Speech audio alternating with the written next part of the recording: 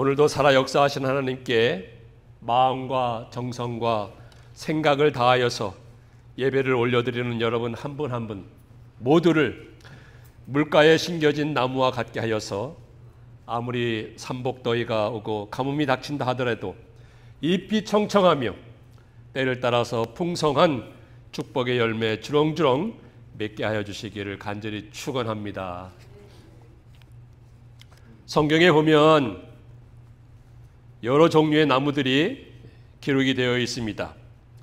예를 들어서 이스라엘을 상징하는 무화과 나무가 있습니다. 노아 방주를 지었던 잣나무가 있습니다. 예루살렘 성전을 지었던 백향목 나무가 있습니다. 언약궤를 만들었던 시딘 나무가 있습니다. 예수님께서 예루살렘에 입성하셨을 때 많은 사람들이 호산나 찬송하려다 하며 흔들어댔던 종려나무가 있습니다. 엘리야가 쓰러져 기진맥진하던 그 로뎀나무가 있습니다. 또 삭개오가 예수님을 보기 위해서 올라갔던 뽕나무가 있습니다. 그 외에도 감람나무가 있습니다. 포도나무가 있습니다. 그리고 살구나무가 있습니다. 사과나무가 있습니다. 이런 나무들이 있는데 오늘도 본문 말씀에 보니까 두 종류의 나무가 소개되고 있습니다. 두 종류의 나무. 하나는 사막에 있는 그 떨기나무입니다. 그리고 또 하나는 물가에 심겨진 나무입니다. 사막의 떨기나무와 물가에 심겨진 그 나무. 이 두 나무는 상징적인 교훈을 주기 위해서 비유적으로 소개된 나무입니다. 오늘 본문 말씀이 쓰여진 배경, 역사적으로 살펴보면 유대 백성은 하나님의 선민이요 하나님의 백성들임에도 불구하고 죄악의 삶을 살아갔습니다. 유대 왕국이 총체적으로 타락을 하였고 국군은 기울어 가고 있었습니다. 여기저기서 거짓 선지자가 일어나서 하나님의 말씀을 말씀대로 바로 선포하지 않았고 백성들이 듣기에 좋은 말만 전하였던 것입니다. 왕들은 하나님을 경외함이 없이 자기의 권력과 힘으로 백성들을 다스려 나갔습니다. 유다 백성들은 하나님을 떠나서 우상숭배에 빠지고 세상적인 가치관을 가지고 육신의 욕망을 가지고 그 욕망을 추구하며 살아가고 있었습니다. 이미 북쪽 이스라엘 왕국은 그러한 죄에 빠져서 아수르 제국에 완전히 패망한 것을 저들은 가까이에서 보고 듣고 알면서도 깨닫지 못하고 여전히 하나님을 바로 섬기지 않았던 것입니다. 이와 같은 때에 예레미야 선지자는 정말로 안타깝고 애타는 심정을 가지고 하나님의 백성으로서 어떻게 살아가야 하는지를 오늘 이 두 나무를 빗대어서 저들에게 깨우쳐주고 교훈을 하고 있는 것입니다. 오늘 우리가 이 말씀을 대하면서 그러면 과연 이 사막에 있는 그 떨기나무 그리고 물가에 심겨진 나무 이것은 무엇을 가리키며 어떤 사람을 비유하는지 각각 살펴보면서 우리 자신을 살펴보고 우리 자신을 생각해보고 정말 우리 모두는 사막에 있는 떨기나무가 아니라 물가에 심겨진 나무와 같아서 때를 따라서 하나님의 주신 놀라운 은혜로 말미암아서 풍성한 축복의 열매 많이 맺혀 나가는 저희 모두가 되기를 간절히 소망하고 축원하는 것입니다. 그러면 첫 번째로 살펴볼 나무가 무엇이겠습니까? 그것은 사막에 있는 떨기나무입니다. 이 사막에 있는 떨기나무는 누구를 가리키며 어떤 사람을 비유하고 있습니까? 오늘 본문 말씀 5절에 보니까 무릇 사람을 믿으며 육신으로 그의 힘을 삼고 라고 기록되어 있습니다. 여러분, 떨기나무라고 하는 것은 광야에서 주로 발견되는 나무인데 사막과 같은 광야에서 발견됩니다. 이 떨기나무는 일종의 가시나무와 같아서 앙상하고 볼품이 없습니다. 그런 나무입니다. 어떤 과일을 얻기 위해서 심는 것이나 심어진 것이 아니고, 또 어떤 그 목재로 쓰기 위해서 또는 어떤 관상용으로 쓰기 위해서 심어지는 또 심겨진 나무가 아닙니다. 정말로 광야에서 볼품이 없는 앙상한 그런 나무가 떨기나무인 것입니다. 이와 같이 떨기나무는 어떤 사람을 가리킵니까? 누구를 비유하고 있습니까? 오늘 말씀에서 기록한 바와 같이 사람을 믿으며 육신으로 자기 힘을 삼는 자를 가리킵니다. 당시의 유대 백성들은 사람을 믿고 의지하였습니다. 이제 얼마 안 있어서 바빌론 제국이 저들을 쳐들어올 거예요. 바벨론 제국이 저들 나라를 쳐들어올 것임에도 불구하고 그 옆에 있는 애굽 강대국을 또 주변 나라를 믿고 있었던 것입니다. 바벨론이 쳐들어오면 그 반대편에 있었던 애굽 나라와 주변의 강대국이 자기들을 도와줄 것으로, 도움을 줄 것으로 철석같이 믿고 있었던 것입니다.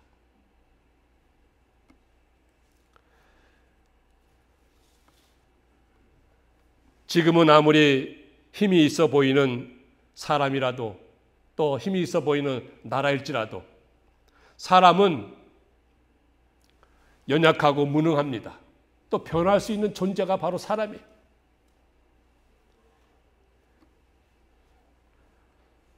세상을 살아가면서도 우리 가정에서도 그렇습니다. 남편도 그렇습니다. 아내도 그렇습니다. 부모님도 그렇습니다. 자녀도 그렇습니다. 이런 사람들을 의지하고 믿어서는 안 되는 것입니다. 물론 일시적으로 도움을 받을 수가 있겠죠. 그러나 철석같이 믿어서는 안 되는 것입니다. 나의 모든 것을 다 주고서라도 믿어서는 안 된다는 것입니다. 왜냐하면 사람이기 때문에 그렇습니다. 세상에서 친구를 또 가까운 지인을 믿게도 됩니다. 그러나 오늘의 친구가 내일에는 원수가 되기도 합니다. 어떤 환경과 여건과 이권에 따라서 그 가까이 지내던 친구가 원수가 되기도 합니다. 그리고 반대로 원수 같았던 친구가 어떤 이권에 따라서, 어떤 목적에 따라서, 자기 이익에 따라서 친구로 변하는 것이 세상사입니다. 세상사이기도 하고 나라들 간의 관계이기도 하고 우리가 너무나도 잘 알지 않습니까? 그래서 시편 146편에 보니까 무슨 말씀이 기록되어 있는가 하면은 귀인들을 의지하지 말고 힘이 없는, 도울 힘이 없는 인생도 의지하지 말라고 하였습니다. 귀인들, 방백들 의지하지 말라는 게, 저 사람이 힘이 있다고, 저 나라가 강국이라고 그 사람이나 나라나 민족을 의지하지 말라는 것입니다. 철석같이 믿지 말라는 것입니다. 왜냐하면 그것은 도울 힘이 없는 인생에 불과하기 때문이라는 것.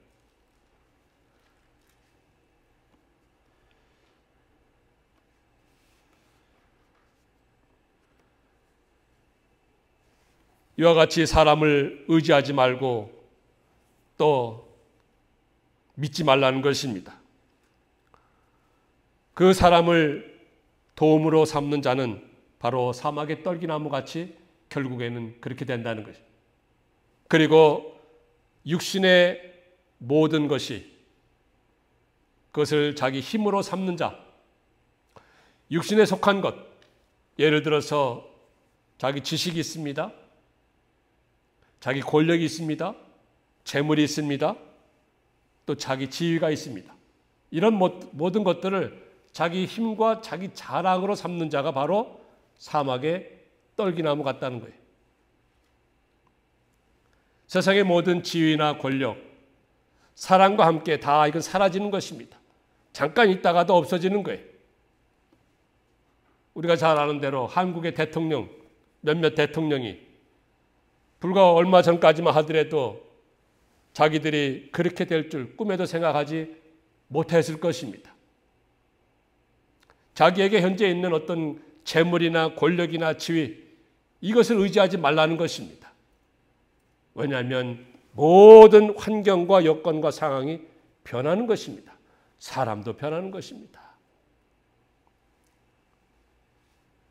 그리고 본문 말씀 보니까 누구를 사막의 떨기나무와 같다고 했습니까?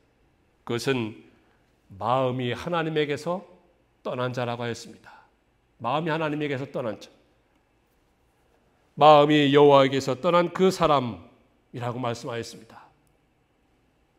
당시 이스라엘 백성들이 주님을 섬기는 선민임에도 불구하고 택한 백성임에도 불구하고 저들의 마음이 여호와 하나님에게서 떠났어요. 저들의 마음에는 하나님이 안 계셨습니다. 저들은 하나님을 모시고 하나님과 더불어 살지 않았습니다. 저들을 지금까지 애굽에서 구원하시고 해방하시고 지금까지 이끌어 오시고 지금까지 저들의 모든 삶을 막대기와 지팡이로 이끌어 가신 그 하나님을 저들은 마음에서 떠났습니다. 그리고 저들 마음에는 온갖 세상의 우상이 가득했습니다. 이방신들이 가득했습니다. 자기가 추구하는 그 신들이 가득했습니다. 그래서 예레미야와 동시대에 사역하였던 이사야 선지자는 말씀에 뭐라고 하였는가 하면 이 백성이 입술로는 나를 공경하나 마음은 내게서 멀리 떠났도다 라고 말씀하고 있습니다. 유다 백성이 하나님의 백성으로서 입술로는 하나님을 공경한다 그래요. 하나님을 섬긴다고 그래요. 또 외부적으로는 하나님을 섬기는 것 같아요. 하지만 저들의 마음은, 저들의 중심은 저들을 지금까지 이끌어 오시고 구원하신 그 하나님에게서 떠났다는 것입니다. 멀리도 떠났다는 것입니다.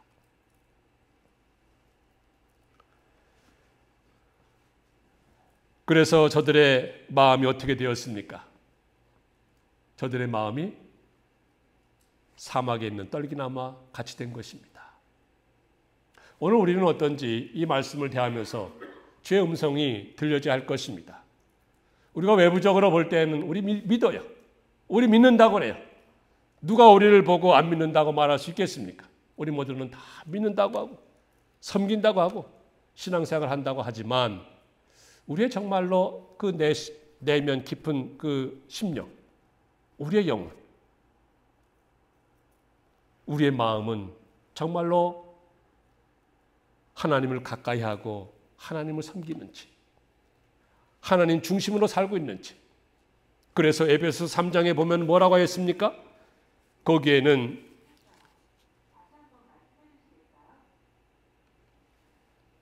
그리스도께서 너희 마음에 계시게 하옵시고 믿음을 따라서 예수 그리스도께서 너희 마음에 계시게 하라는 것입니다.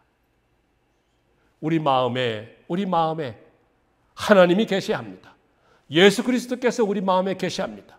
그래서 예수 그리스도, 예수님께서 우리 마음의 주인이 되시고 우리 삶의 주인이 되셔서 그 주님이 이끌어 가시는 대로, 그 주인이 이끌어 가시는 대로 우리가 순종하면서 따라가는 그 삶이야말로 가장 행복한 삶이요, 축복의 삶이 되는 것입니다. 하지만 때때로 불행하게도 우리 마음에는 하나님이 안 계십니다. 예수님이 안 계십니다. 말씀이 없습니다. 그때 우리가 어떻게 되겠습니까? 우리 마음에는 사막이 되는 거예요. 마음의 사막화가 되는 것입니다. 마음이 거칠어집니다. 메말라집니다.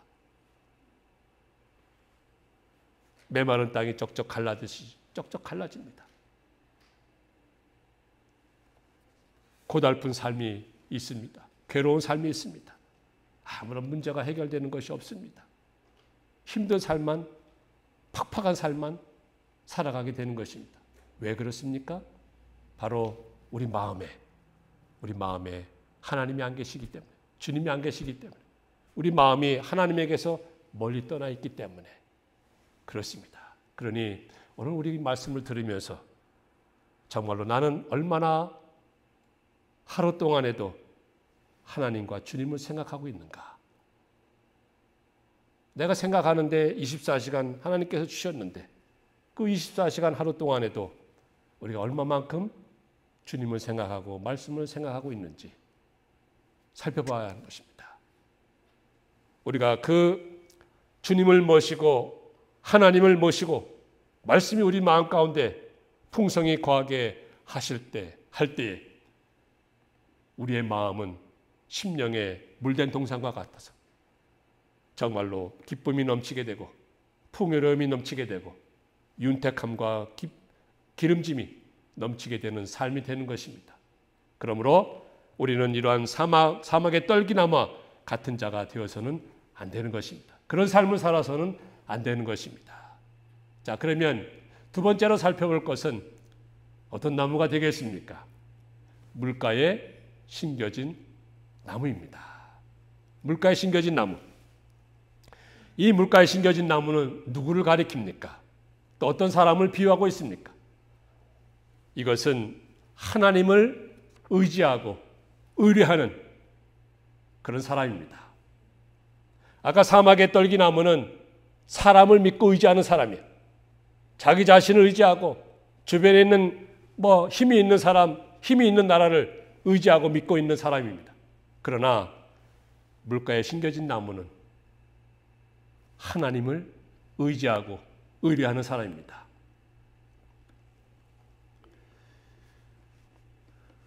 연약하고 무능하고 상황에 따라서 변하는 사람이나 세상 나라를 의지하는 것이 아니고 저들을 하나님의 백성으로 삼아주시고 지금까지 구원하시고 이끌어오신 전능하신 하나님, 변함이 없으신 하나님, 영원하신 하나님, 능력의 하나님, 축복의 하나님을 의지하고 의뢰하는 사람입니다.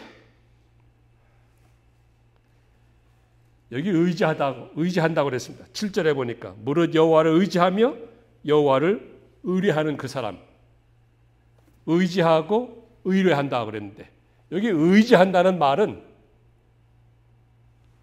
모든 것을 믿고 맡긴다라는 뜻입니다. 나의 모든 것을 맡기는 거예요. 하나님을 믿고 맡기는 것입니다. 책임져 주시옵소서, 하나님께 드리나이다 하고 모든 것을 맡기는 것을 가리켜서 의지한다고 그러는 것입니다. 그리고 의뢰한다고 그랬는데 의뢰한다는 말은 우리의 눈의 초점을 하나님에게 두고 하나님을 바라본다는 게 하나님을 응시한다는 것입니다. 하나님을 앙망한다는 뜻입니다. 내 모든 눈의 초점, 그러니까 삶의 초점을 하나님께 두고 하나님을 응시하고 하나님을 바라보고 하나님을 앙망하는 그것을 가리켜서 의뢰한다고 그러는 것입니다. 그래서 사람이 하나님을 의지하고 의뢰하는 그러한 삶을 살아갈 때 그 사람은 물가에 심겨진 나무와 같다는 것입니다. 하나님께 모든 것을 맡기고 그 하나님의 일하심을 바라보고 앙망하는 사람, 인생의 모든 문제를 하나님께 온전히 맡기면서 그 하나님께서 하나님의 때에 일하시고 역사하시고 도와주심을 간절히 바라고 앙망하는 것입니다. 인생을 살아가면서 만나는 모든 문제가 있습니다. 사건이 있습니다. 이런 모든 것을 내 생각이나 내 뜻이나 내 방식대로 그동안 해왔잖아요. 그러나 이 모든 것을 다 이젠 내려놓고 하나님께서 역사하시고 일하시고 도와주시고, 그러니까 하나님의 그 모든 관점에서 하나님의 시각에서 그 모든 것을 바라보는 거예요. 하나님의 관점에서 하나님의 시각에서 모든 사건과 문제를 바라보고 하나님께서 일하심과 역사하심을 앙망하는 그러한 삶이 바로 물가에 심겨진 나무와 같은 사람의 삶인 것입니다.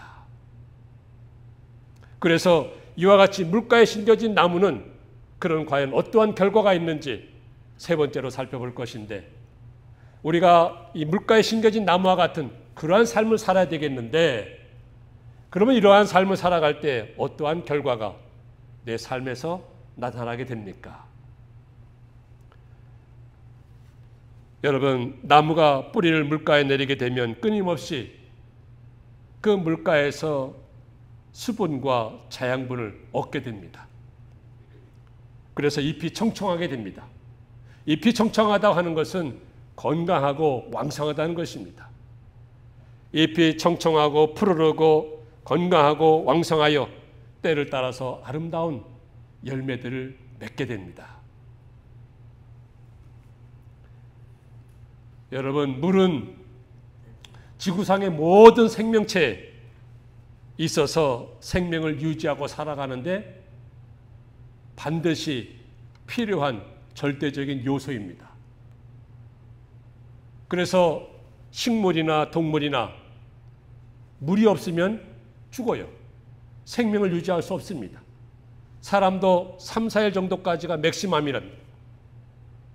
그때까지 물이 공급이 안 되면, 물을 마시지 못하면 죽습니다. 그래서 이 물은 모든 생명체, 생명을 유지하고 살아가는데 아주 필요한, 꼭 필요한 절대적인 요소라는 것입니다. 따라서 우리의 모든 삶의 뿌리도 바로 이러한 물가에 뿌리를 뻗고 내려야 하는 것입니다. 삶의 근본, 삶의 밑바탕, 삶의 동기, 삶의 원동력, 삶의 활력, 이런 모든 것을 물가에 내리고 거기에서 살아가는 데 필요한 수분과 영양분을 얻어야 하는 것입니다. 그래야 생명을 유지하고 살아갈 수 있는 것입니다. 성경에서 물은 우리가 보편적으로 일반적으로 생각할 때에 생수가 되는 하나님의 말씀입니다. 생수가 되는 하나님의 말씀이요 성령의 역사하심을 가리켜서 물이라고 비유적으로 말씀하고 있습니다. 그래서 우리가 우리의 모든 삶의 원동력과 삶의 활력과 삶의 이유와 삶의 동기를 바로 이와 같은 근원이 되는 이 물, 하나님의 말씀에, 성령의 역사하심에 우리는 뿌리를 내려야 하는 것입니다. 거기에서 내 힘을 얻게 되고 능력을 얻게 되고 지혜를 얻게 되고 용기를 얻게 되고 담력을 얻게 되는 것입니다. 그리고 잎이 청청하듯 건강하고 왕성하고 활기가 넘쳐서 인생의 모든 일들을 넉넉하게 헤쳐나가게 되는 것입니다. 여러분, 주변 상황과 형편이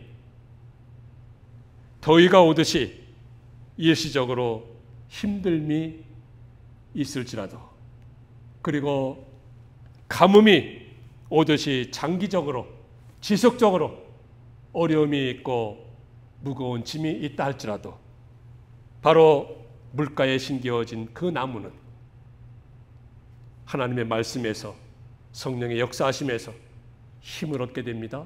능력을 얻게 됩니다. 지혜를 얻게 됩니다. 하나님의 도움을 얻게 됩니다. 그로 인하여서 자연히 삶 가운데서 축복의 열매, 때를 따라서 주렁주렁 맺게 되는 거 아니겠습니까? 우리 모두는 바로 이와 같은 삶을 살아야 되는 것입니다. 물가에 심겨진 나무, 그 물가에서 우리의 삶의 원동력을 얻고 에너지를 얻고 활기를 얻고 활력을 얻어서 세상에 어떤 일이 있다 할지라도 그 모든 것을 헤쳐나가고 이겨나가고, 그런 말미암아서 하나님께 모든 영광을 올려드리고 감사를 올려드리고 저희들은 이 땅에서 축복의 삶, 기쁨의 삶, 행복의 삶을 살아간 제 모두가 다 되시길 주의 이름으로 축원합니다.